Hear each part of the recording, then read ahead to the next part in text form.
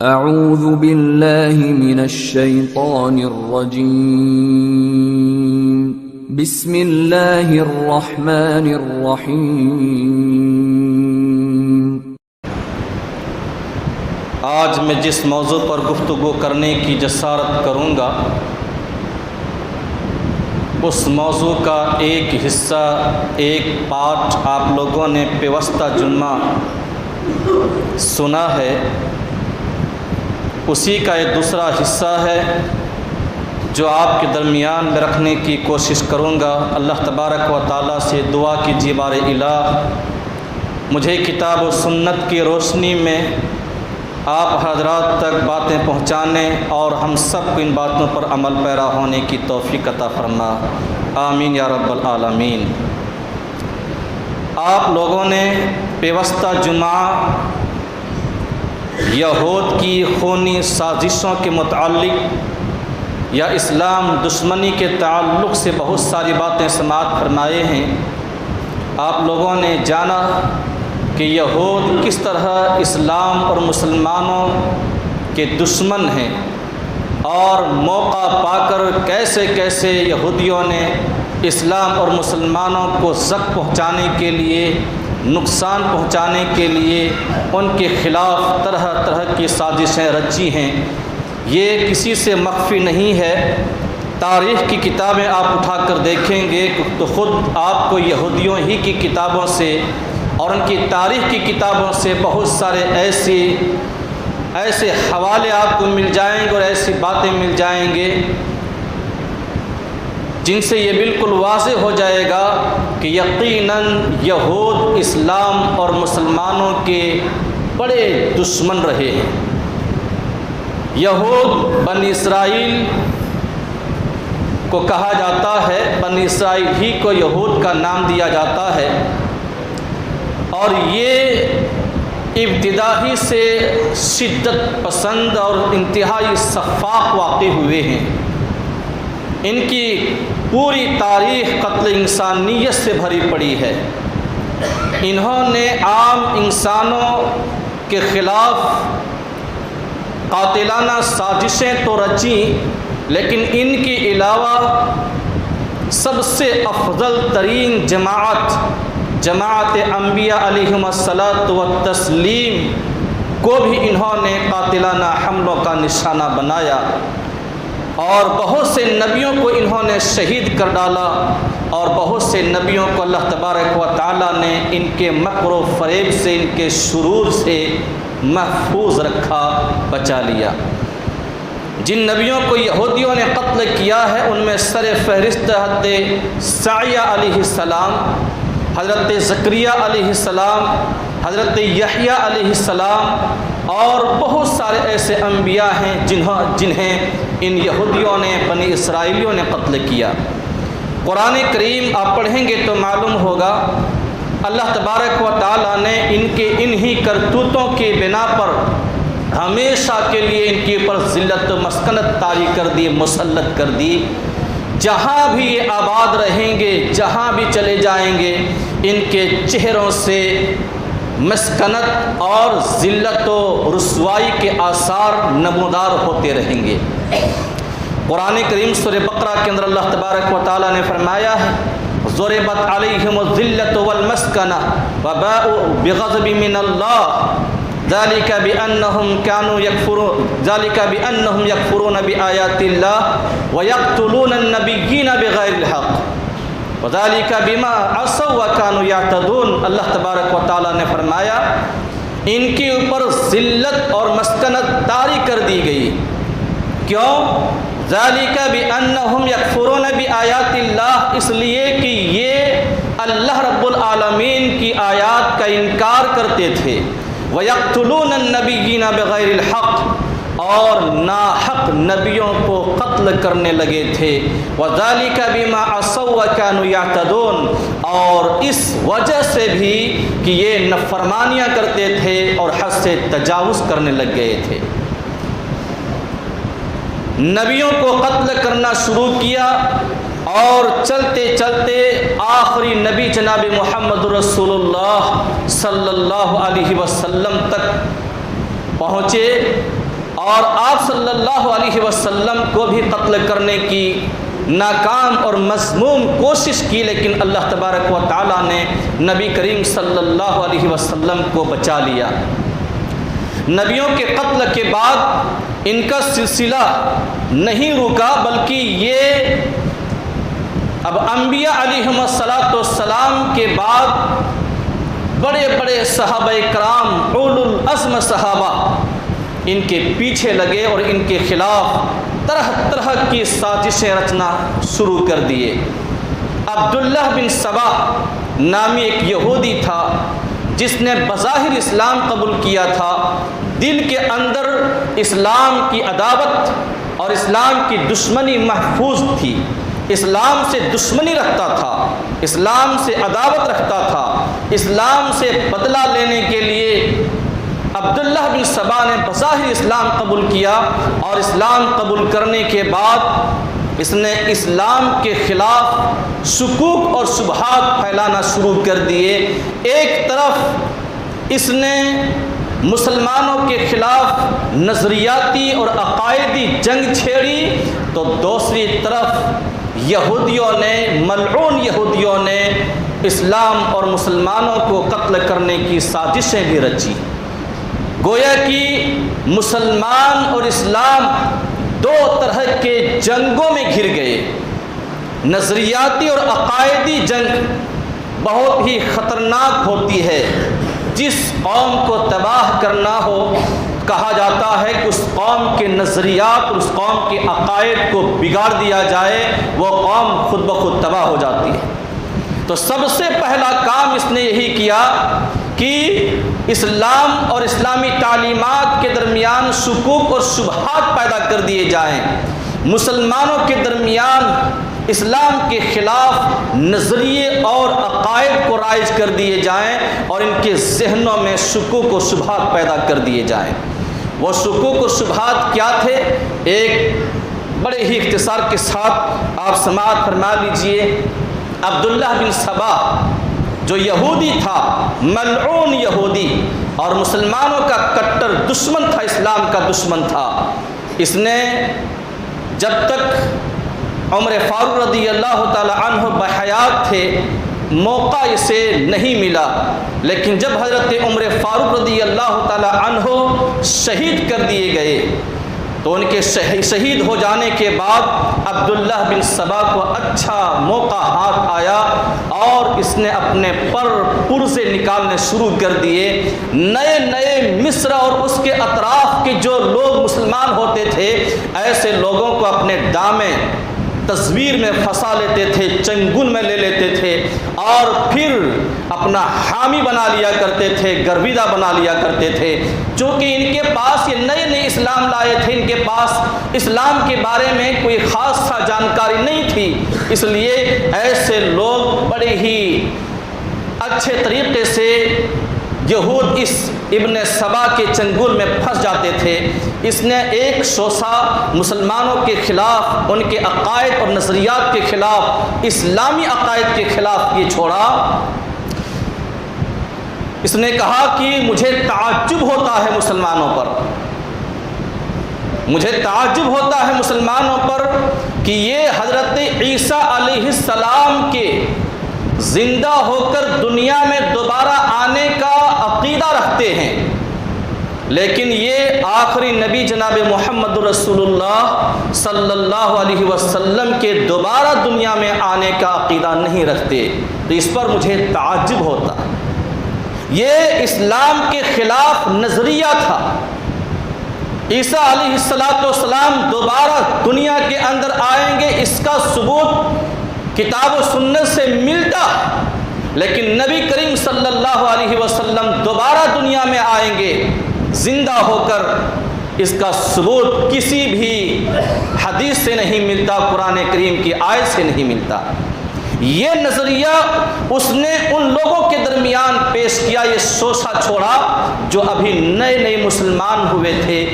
اس نے دیکھا کہ یہ لوگ کوئی اعتراض نہیں کر رہے ہیں اور میری یہ اسلام کے خلاف بات کو مان لیے ہیں، تو اب اسے اچھا خاصا موقع ملا اور پھر اسی پر بس نہیں کیا بلکہ ایک اور شوشہ اس نے چھوڑ دیا، اور وہ شوشہ یہ تھا کہ اس نے علی رضی اللہ تعالی عنہ کے تعلق سے لوگوں کے درمیان یہ عقیدہ رائج کرنا شروع کر دیا اور پھیلانے لگا۔ کہا کہ دراصل علی رضی اللہ تعالی عنہ اللہ تبارک و تعالیٰ کے روپ ہیں، اللہ رب العالمین کی یہ روپ ہیں، اللہ رب العالمین کے اوتار ہیں، اور ان کے قالب میں اللہ رب العالمین کی روح ہے، اللہ نے اپنی روح ڈال دی ہے۔ اور پھر چلتے چلتے اس نے یہاں تک کہہ دیا کہ دراصل علی ہی اللہ ہے۔ اتنا خطرناک یہ نظریہ اور عقیدہ تھا جو اسلام کے بالکل خلاف تھا، اور اسی پر بس نہیں کیا۔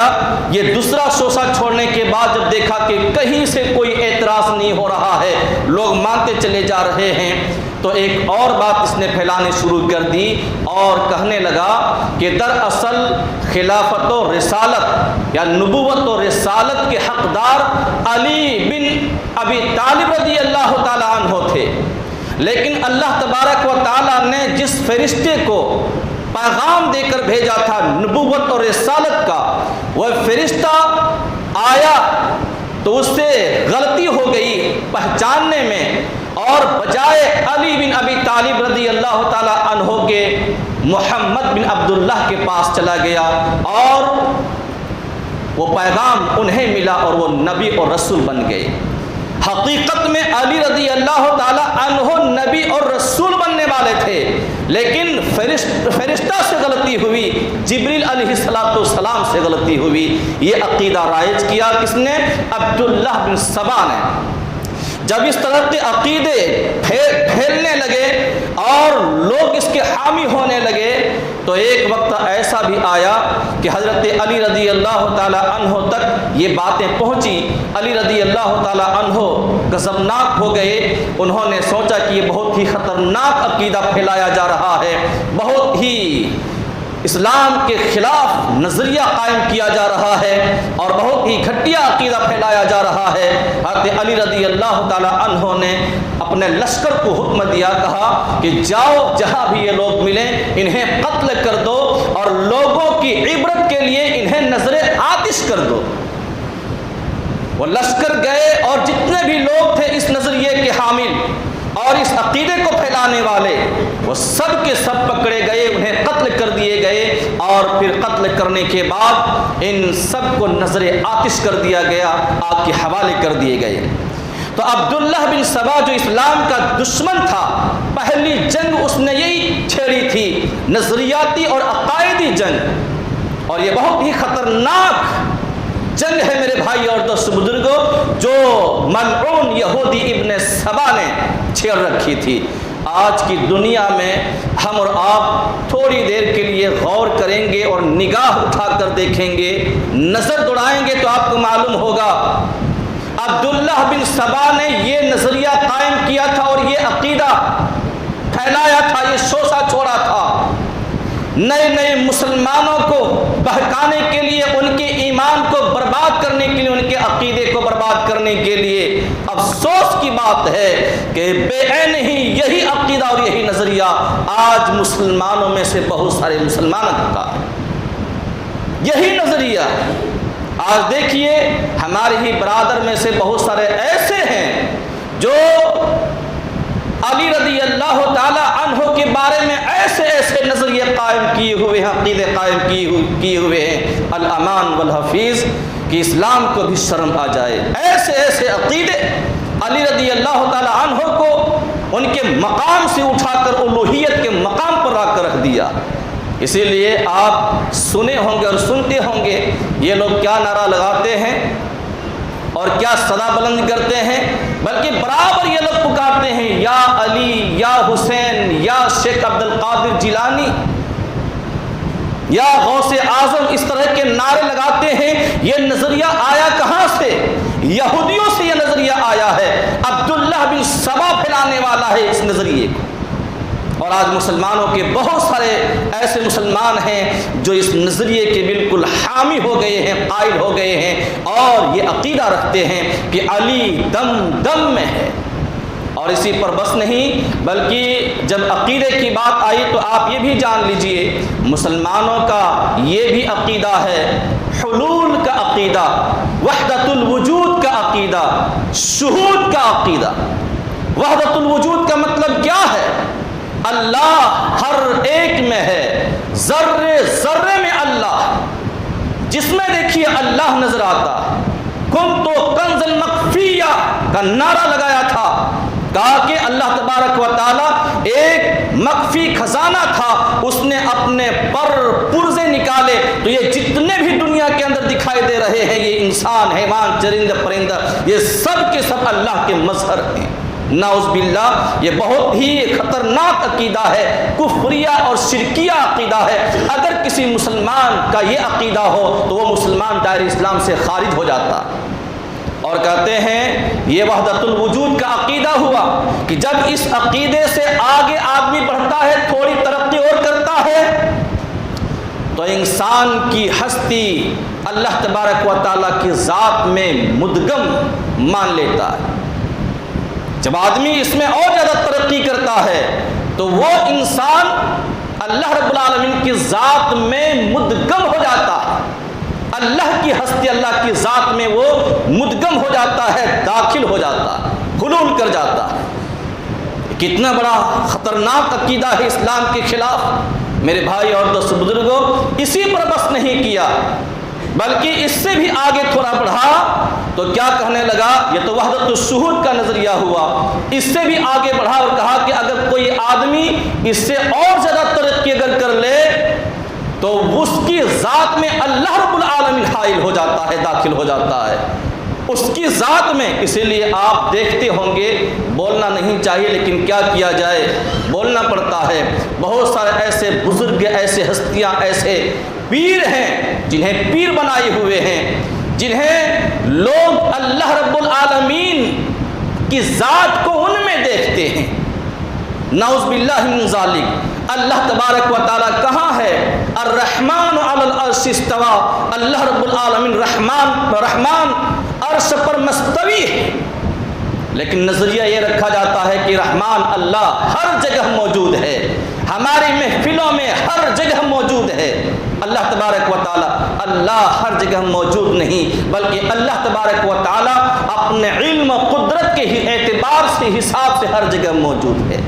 اللہ رب العالمین کا علم ہر جگہ موجود ہے، ہر ایک کو گھیرے ہوئے۔ اللہ تبارک و تعالی رحمان تو عرش پر مستوی ہے۔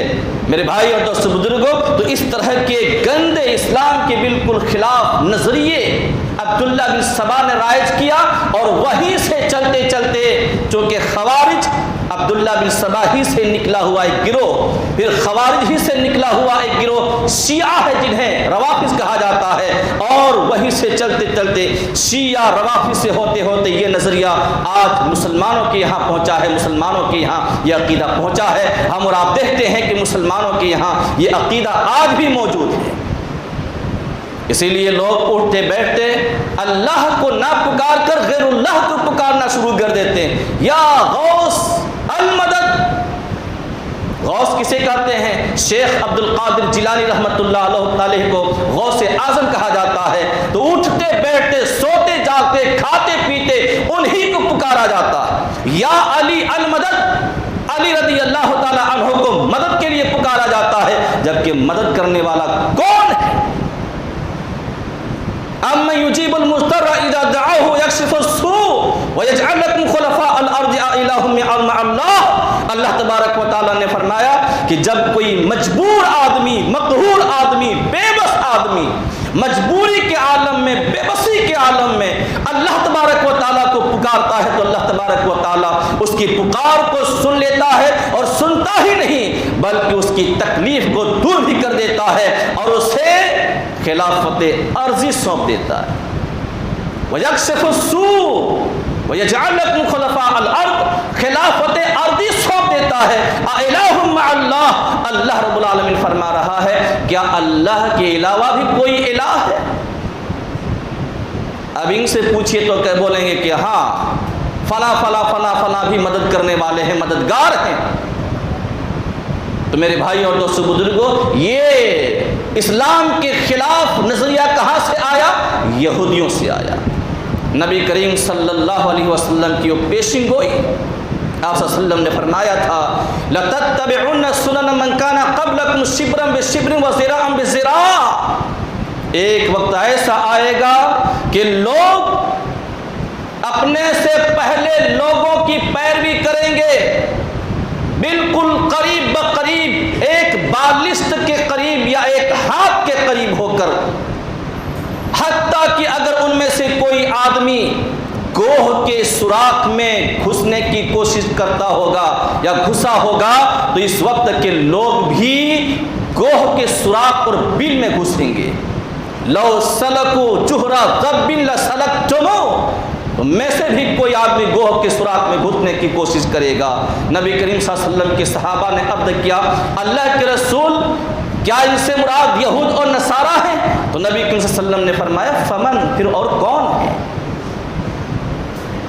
تو جو یہودیوں کا کام تھا، یہودیوں کا نظریہ تھا، یہودیوں کے جو کرتوت تھے میرے بھائی اور دوستو بزرگوں، آج وہ سارے نظریے، سارے عقیدے اور سارے کرتوت مسلمانوں کے یہاں دیکھا جاتا۔ اور آپ برا نہ مانیں، بہت ہی افسوس کے ساتھ کہنا پڑتا ہے، یہودیوں اور نصرانیوں نے کیا کیا تھا؟ ان کے اوپر بھی دیگر نمازیں فرض تھیں، غور سے سنیے گا آپ لوگ، دیگر نمازیں ان کے اوپر بھی فرض تھیں، باوجود یہ کہ ہفتہ اور اتوار کے روز ان کے لیے خاص دن تھا، جیسے ہمارے لیے اس امت کے لیے جمعہ کا دن خاص۔ انہوں نے کیا کیا تھا؟ نمازوں کو ضائع کر کے ایک ہی دن کو رکھ لیا تھا، خاص کر لیا تھا، ہفتہ اتوار۔ کیا مسلمانوں نے یہ کام نہیں کیا؟ اب گریبان میں ہاتھ رکھ کر ہمیں بتلائیے گا، برا مت مانیے گا، کیا مسلمانوں نے ایسا نہیں کیا؟ 5 وقت 5 اوقات میں مسلمان مسجدوں میں نظر نہیں آتے؟ کیا یہ یہودیانہ سازش کے شکار نہیں؟ 5 وقت تک مصلی بہت کم نظر آتے ہیں، جمعہ دیکھ لیجئے تو مسجد بھر جاتی ہے۔ اور اس میں بھی خامی یہ کہ دیر سے آتے ہیں۔ اللہ اکبر، اللہ ہی رحم فرمائے اس امت کے اوپر۔ دیر سے آتے، جب خطبہ شروع ہو جاتا ہے تب لوگ آتے ہیں۔ یہ کیا ہے میرے بھائی اور دوستو بزرگوں؟ یہ اسلام ہے، یہ مسلمانیت ہے یا یہ یہودیت ہے؟ آپ ہمیں بتلائیے، برا مت مانیے گا۔ اللہ تبارک و تعالیٰ نے قرآن کریم کے اندر کیا فرمایا تھا؟ ذرا غور سے سنیے گا، سورہ مائدہ سورہ نمبر 5 آیت نمبر 82 پڑھ لیجیے گا کبھی فرصت کے لمحات میں۔ لَتَجِدَنَّ أَشَدَّ النَّاسِ عَدَاوَةً لِلَّذِينَ آمَنُوا الْيَهُودَ وَالَّذِينَ أَشْرَكُوا۔ اللہ تبارک و تعالیٰ نے فرمایا تھا ایمان والوں کا سب سے بڑا دشمن آپ یہود کو اور مشرکین کو پائیں گے۔ سب سے بڑا دشمن تمام لوگوں میں، سب سے زیادہ ایمان والوں سے دشمنی اور عداوت رکھنے والے یہودی ہیں اور مشرک ہیں، وہ لوگ ہیں جو اللہ کے ساتھ غیروں کو شریک کرتے ہیں۔ یہ مسلمانوں کے دشمن ہیں میرے بھائی اور دوستو بزرگوں۔ مگر افسوس کی بات یہ ہے کہ آج مسلمان انہی کی راہ چل رہے ہیں، انہی کی پیروی کرنے لگ گئے ہیں، انہی کے نقش قدم پر چلنے لگے ہیں، انہی کے طرز عمل کو اختیار کرنے لگے ہیں اور کر چکے ہیں۔ آج مسلمانوں کا کون سا ایسا گھرانہ ہے جو اسلامی ہو، جہاں اسلامی ماحول ہو؟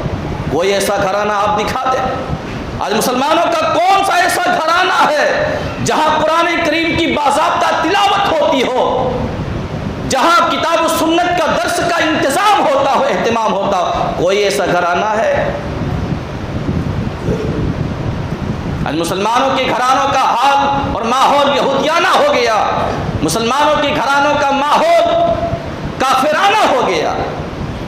میرے بھائی اور دوستو بزرگوں، تو یہ یہودیوں نے کام کیا اور پھر اچھا خاصا کام کیا۔ آج مسلمان ان کے عقیدے اور نظریے کو ڈھو رہے ہیں، فالو کر رہے ہیں، جبکہ اللہ تبارک و تعالیٰ نے کیا فرمایا تھا نبی کریم صلی اللہ علیہ وسلم سے؟ قرآن کریم آپ الٹ کر دیکھ لیجئے، سورہ بقرہ سورہ نمبر 2 آیت نمبر 120 پڑھ لیجئے گا۔ وَلَن تَرْضَ عَنْكَ الْيَهُودُ وَلَا النَّصَارَى حَتَّى تَتَّبِعَ مِلَّتَهُمْ۔ میرے محبوب، آپ سے یہود اور نصارہ راضی نہیں ہو سکتے، خوش نہیں ہو سکتے اس وقت تک جب تک آپ ان کے ملت کی پیروی نہ کرنے لگ جائیں، جب تک آپ ان کے نقش قدم کی پیروی نہ کرنے لگ جائیں، ان کے ملت پر چلنے نہ لگ جائیں، تب تک یہ یہود اور نصارہ آپ سے راضی نہیں ہو سکتے۔ نبی کریم صلی اللہ علیہ وسلم اور آپ صلی اللہ علیہ وسلم کے صحابہ کرام اور ان کے بعد کے جو مسلمان تھے یہ سب کے سب بچے تو رہے، لیکن بعد کے مسلمانوں نے یہودیوں اور نصرانیوں کے نقش قدم کو اپنا لیا، ان کے طرز عمل کو اپنا لیا اور ان کی روش پر چلنا شروع کر دیے۔ کیا ان کی ملت کی پیروی ہم نہیں کر رہے ہیں؟ اللہ تبارک و تعالیٰ نے مخاطب کر کے فرمایا تھا، قل ان ھدی اللہ ھو الھدی، میرے محبوب آپ کہہ دیجئے اللہ کی ہدایت ہی دراصل ہدایت، بس اللہ کی ہدایت ہی دراصل ہدایت۔ وَلَئِنِ اتَّبَعْتَ أَهْوَاءَهُمْ بَعْدَ الَّذِي جَاءَكَ مِنَ الْعِلْمِ، اللہ رب العالمین نے خبردار کیا تھا، انتباہ دیا تھا اپنے محبوب کو کہ میرے محبوب اگر آپ نے ان کے خواہشات کی پیروی کرنا شروع کر دی بعد اس کے کہ آپ کے پاس علم آ چکا ہے، مَا لَكَ مِنَ اللَّهِ مِنْ وَلِيٍّ وَلَا نَصِيرٍ، تو آپ سن لیجئے آپ کا کوئی مددگار نہیں ہوگا اور کوئی آپ کا خیر خواہ نہیں ہوگا، کوئی معاون نہیں ہوگا، کوئی مددگار نہیں ہوگا، آپ بھی ظالم بن جائیں گے۔ اگر ان کے نقش قدم کی پیروی کرنا شروع کر دیے، ان کے خواہشات پر چلنا شروع کر دیے، لوگوں نے چلنا شروع کر دیا، ہنسی خوشی برضا و رغبت لوگوں نے اپنا لیا۔ سورہ مریم پڑھیے، کہاں اپنایا لوگوں نے؟ وَخَلَفَ مِن بَعْدِهِ خَلَفٌ أَضَاعُوا الصَّلَاةَ وَاتَّبَعُوا الشَّهَوَاتِ، اور ان کے بعد کچھ ایسے لوگ آئے ناخلف، اضاعوا الصلاۃ، جنہوں نے نماز کو ضائع کر دیا، واتبعوا الشہوات، اور جو خواہشات کے پیچھے لگ گئے۔ آج دیکھیے مسلم معاشرے میں آپ نگاہ اٹھا کر، کیا نماز کو ضائع کرنے والے لوگ آپ کی نگاہوں میں نہیں دکھتے؟ کیا خواہشات کی پیروی کرنے والے آپ کی نگاہوں میں نظروں میں نہیں دکھتے؟ میرے بھائی اور دوست بزرگوں، مسلمانوں ہی کے بستی میں محلے میں رہنے والے ایسے اور اتنے لوگ آپ کو مل جائیں گے جنہیں نمازوں کی پرواہ نہیں ہے۔ تو بات کہیں اور نہ چلی جائے، یہ یہودیوں کی بہت بڑی سازش تھی مسلمانوں کو برباد کرنے کی، اور دوسری جنگ جو اس نے چھیڑ رکھی تھی وہ صحابہ کرام رضی اللہ تعالی عنہم اجمعین کو قتل کرنے والی جنگ۔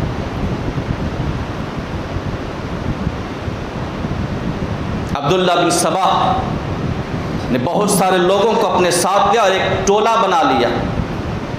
حضرت علی رضی اللہ تعالی عنہ نے جب دار الخلافہ بنایا کوفہ میں، تو چونکہ وہ جگہ ان لوگوں کے لیے بہت ہی اچھی جگہ تھی، ان کا مرکز بن گیا وہ، تو وہاں سے انہیں کام کرنا بڑا اچھا موقع ہاتھ آ گیا، اور پھر دھیرے دھیرے یہودیوں کی سازش سے حضرت عثمان رضی اللہ تعالی عنہ بچ نہ سکے۔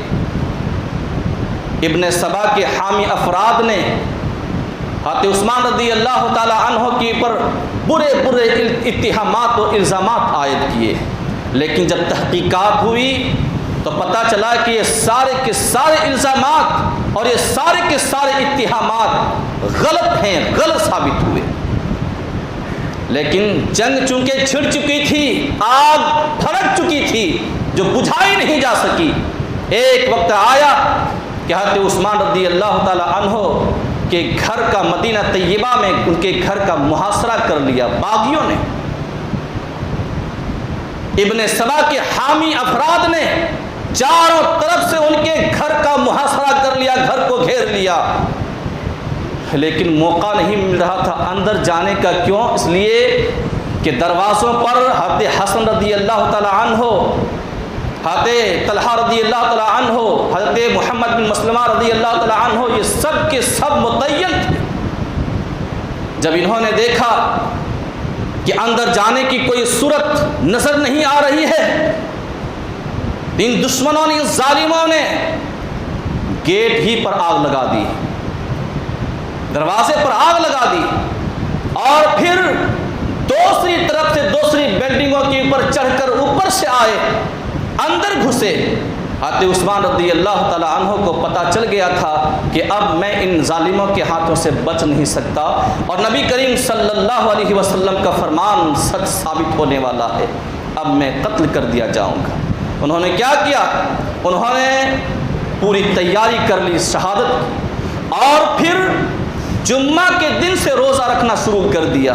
ایک پاجامہ تھا، پاجامہ جسے انہوں نے کبھی پہنا نہیں تھا، وہ زیب تن کر لیا۔ 20 غلام انہوں نے آزاد کیے، اور اللہ رب العالمین کا کلام قرآن کریم کو کھول کر تلاوت کرنا شروع کر دیے۔ تلاوت میں مصروف تھے، اتنے میں اوپر سے لوگ آئے، اور آنے کے بعد حضرت عثمان رضی اللہ تعالی عنہ کو چھیڑنا شروع کر دیے، لیکن جرأت نہیں ہو سکی۔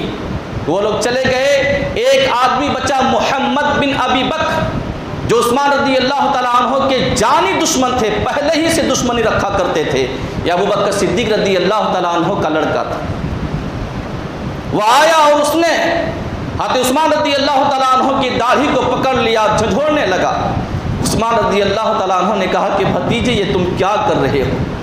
تمہارے ابا نے کبھی میرے ساتھ ایسا نہیں کیا، اگر تمہارا ابا آج زندہ ہوتے، باحیات ہوتے، اور تمہاری اس فعل اور کرتوت کو دیکھتے تو اس کو کبھی پسند نہ کرتے۔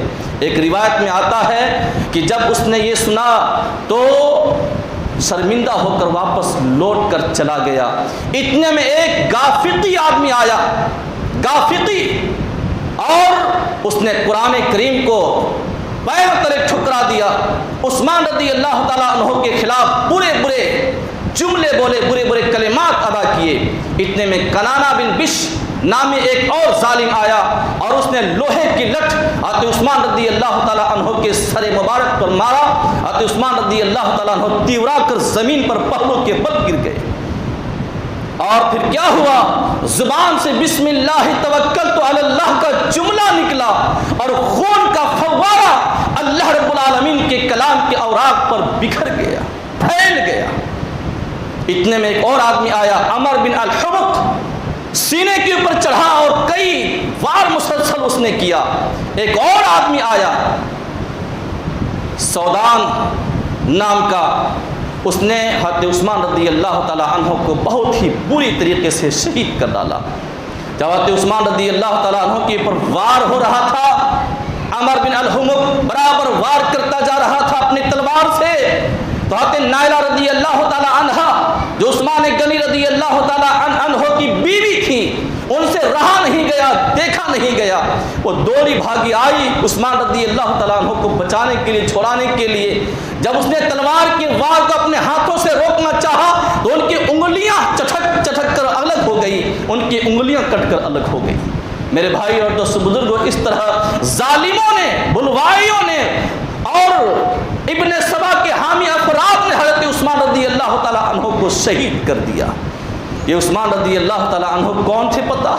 یہ کوئی معمولی انسان نہیں تھے، یہ وہ انسان تھے جنہیں داماد رسول ہونے کا 2 مرتبہ شرف ملا۔ اور حدیث کے اندر آتا ہے، روایتوں کے اندر آتا ہے کہ جب حضرت رقیہ رضی اللہ تعالیٰ عنہ کا انتقال ہوا، حضرت عثمان رضی اللہ تعالیٰ عنہ غمزدہ حالت میں بیٹھے ہوئے تھے۔ حکایت الصحابہ ہیں، ابن خلدون ہیں، اسد الغابہ ہیں، اور پھر بہت سارے، حقیقت رافضیت ہے، خلافت و ملکیت کی تاریخی و شرعی حیثیت، ان تمام کتب کے حوالے سے غمزدہ حالت میں بیٹھے ہوئے تھے۔ نبی کریم صلی اللہ علیہ وسلم آئے، کہنے لگے عثمان کیا حال ہے؟ کہا اللہ کے رسول اتنا بڑا غم میرے اوپر ٹوٹ پڑا ہے کہ میں کیا بتاؤں۔ رسول اللہ صلی اللہ علیہ وسلم کے یہاں سے سسرالی رشتہ جو تھا قائم تھا، وہ آج کی بات ختم ہو گیا۔ نبی کریم صلی اللہ علیہ وسلم نے فرمایا عثمان گھبرانے کی ضرورت نہیں، میرے پاس جبریل آیا تھا، اللہ تبارک و تعالیٰ کی طرف سے اس نے مجھے یہ پیغام دیا ہے کہ میں اپنی بیٹی کا نکاح تجھ سے کر دوں، رشتہ تاکہ منقطع ہونے نہ پائے۔ کہا کہ ام کلثوم کا نکاح میں تم سے کر دیتا ہوں، اور نبی کریم صلی اللہ علیہ وسلم نے حضرت عثمان رضی اللہ تعالی عنہ کو اپنی دوست کی لڑکی دے دی۔ اور روایتوں میں آتا ہے، کہتے ہیں کہ نبی کریم صلی اللہ علیہ وسلم نے خواہش ظاہر فرمائے تھے کہ اگر میرے پاس 40 لڑکیاں ہوتی اور ایک ایک کر کے لڑکیاں میری انتقال کرتی جاتی، فوت ہوتی جاتی، تو میں 40 لڑکیوں کو عثمان رضی اللہ تعالیٰ عنہ کی نکاح میں دیتا چلا جاتا۔ یہ وہ عثمان رضی اللہ تعالیٰ عنہ ہیں جنہیں ظالموں نے بہت ہی اندوہناک طریقے سے بے دردانہ انداز میں شہید کیا۔ حضرت عثمان رضی اللہ تعالیٰ عنہ کون ہے میرے بھائی اور دوست بزرگوں؟ اسلام کو ترقی دینے والے اور اسلام کے لیے، اسلام کی نصرت اور حمایت کے لیے اپنے مال اور دولت کو بے تحاشا لٹانے والے یہ عثمان رضی اللہ تعالیٰ عنہ۔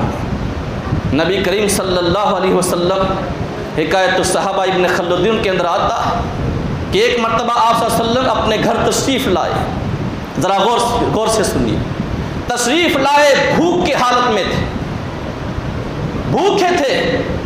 عائشہ رضی اللہ تعالیٰ عنہ سے کھانا طلب کیا، کہا کچھ ہے کھانے کے لیے؟ کہا اللہ کے رسول کہاں سے ملتا، آپ ہی کی بدولت تو ہمیں کھانا ملتا، گھر میں کچھ بھی نہیں ہے سوائے پانی کے۔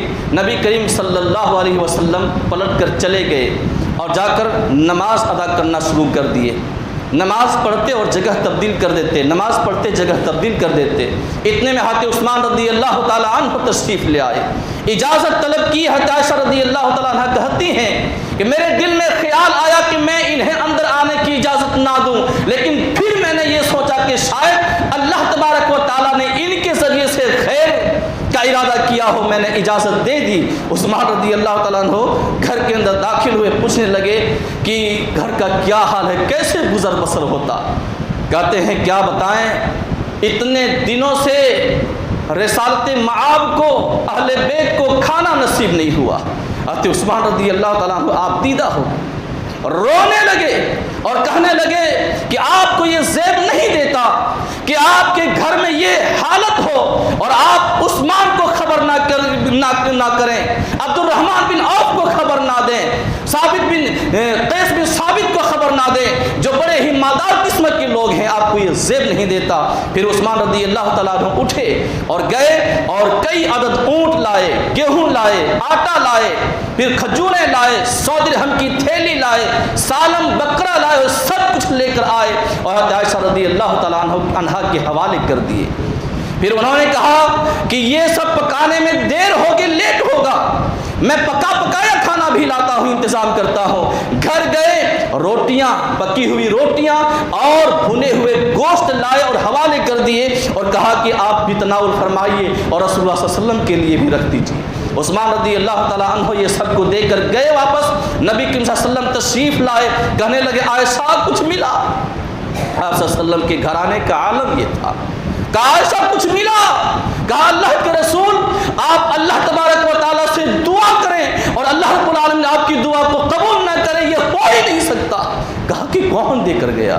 کہا کہ عثمان آیا تھا۔ اللہ اکبر، عثمان آیا تھا، اس نے اتنا دیا، اونٹ دیا ہے، بکرا دیا ہے، درہم کی تھیلی دی ہے، آٹا دیا ہے، گیہوں اور کھجوریں دیا ہے، روٹیاں اور گوشت بھیجے ہیں عثمان رضی اللہ تعالیٰ عنہ نے۔ نبی کریم صلی اللہ علیہ وسلم بیٹھے بھی نہیں، تشریف بھی نہیں رکھے اور پھر واپس سیدھے مسجد پہنچ گئے۔ جانے کے بعد ہاتھ پھیلا دیے اور کہنے لگے اللہ میں عثمان سے راضی ہو گیا، تو بھی راضی ہو جا، پروردگار میں عثمان سے راضی ہو گیا، تو بھی راضی ہو جا، اللہ میں عثمان سے راضی ہو گیا، تو بھی راضی ہو جا۔ یہ وہ عثمان تھے میرے بھائی اور دوست بزرگوں جنہیں ظالموں نے بڑے ہی دردناک انداز میں شہید کر دیا، جنہوں نے آخری عمر تک اسلام کی آبیاری کی ہے اور اسلام کے لیے اپنے مالوں کی قربانی پیش کی ہے۔ اور اسی پر انہوں ظالموں نے بس نہیں کیا، حضرت عثمان رضی اللہ تعالیٰ عنہ کے شہید ہو جانے کے بعد بھی اب یہ قتل کا سلسلہ جاری رہا۔ اب ان کے بعد نمبر آتا ہے حضرت علی رضی اللہ تعالیٰ عنہ کا، اور ان سے پہلے جنگ جمل اور جنگ صفین میں کئی بڑے بڑے صحابہ کرام کو ان ظالموں نے سازش کر کے چانے چل کر خون کیا ہے، ان کے خون کو بہایا ہے۔ جنگ جمل کے موقع پر، یاد رکھیے جنگ جمل صحابہ کرام کے درمیان لڑائی ہوئی تھی، لیکن حضرت علی رضی اللہ تعالی عنہ کی طرف یہ جتنے بھی یہ ہیں یہودی عبداللہ بن سبا کے حامی افراد، یہ سب کے سب ان کی طرف تھے۔ مسلمانوں میں لڑائی ابھی شروع نہیں ہوئی تھی، مشورہ ہوا کہ ہم لوگ چلیں گے اور جا کر صلح کر لیں گے، صلح ہو گیا، صلح ہو گیا۔ عبداللہ بن سبا نے کہا کہ اگر صلح ہو جاتا ہے تو ظاہر بات ہے قصاص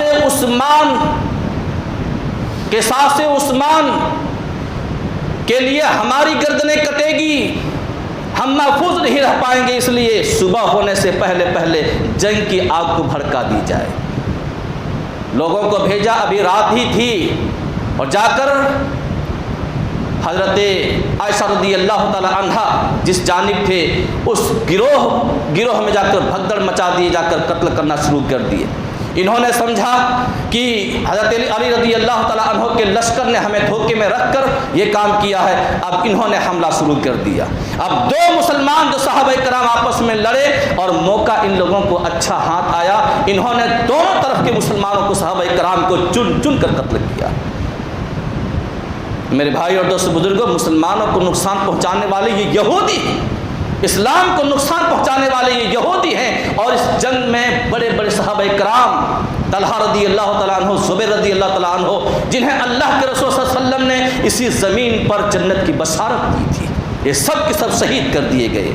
اور ان کے بعد حضرت علی رضی اللہ تعالیٰ عنہ کو بھی شہید کرنے والے یہی لوگ، ابن سبا ہی سے خوارج نکلا، اور انہوں نے فتنہ کھڑا کیا علی رضی اللہ تعالیٰ عنہ کے خلاف، اور انہیں بھی شہید کیا۔ اور آگے چل کر حضرت حسین رضی اللہ تعالیٰ عنہ کو شہید کرنے والے یہی لوگ ہیں۔